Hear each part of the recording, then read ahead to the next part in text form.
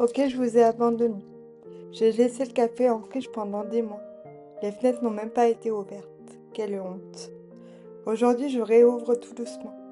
Je sors de mon lit et je regarde mon corps qui semble avoir changé.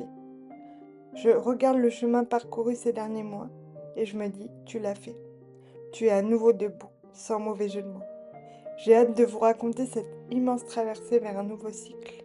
Bonjour, c'est Manon, doula, communicante animale, écrivaine du dimanche, femme de 32 ans, qui devient un brin militante, le cul assis sur son fauteuil. Bienvenue dans ce nouveau débat, entre moi et moi, qui vous éclairera peut-être ou pas.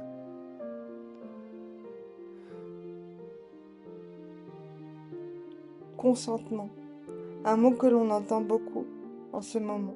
Et si vous voulez mon avis, c'est une très bonne chose. Ça cloue le bec à tonton Gérard à Noël, qui a trop tendance à dire « Oh, tu sais, les femmes avant elles faisaient moins de manières.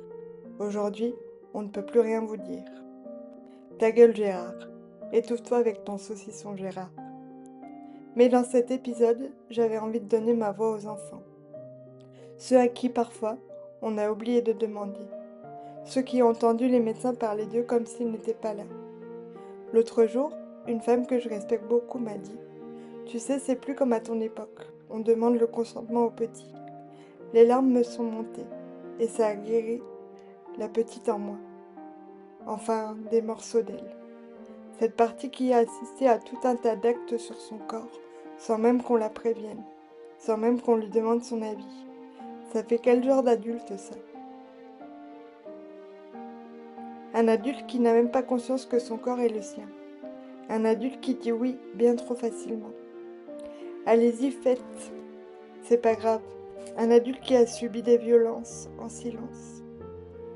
L'enfant est un individu à part entière qui doit être inclus dès son plus jeune âge dans les décisions qui le concernent.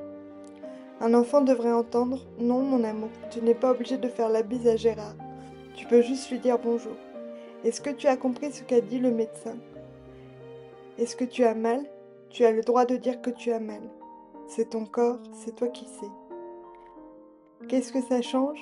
Absolument tout. Ces phrases banales lui donnent la validation, le pouvoir de simplement dire non. Un individu qui sait ce qui est juste pour lui avancera plus droit dans la vie. Je ne veux pas que les enfants soient réduits au silence, encore moins dans le soin. Les questions de base, est-ce que je peux te toucher? Est-ce que tu te sens bien? De quoi as-tu besoin? Ne doivent plus être jamais en option, plus jamais.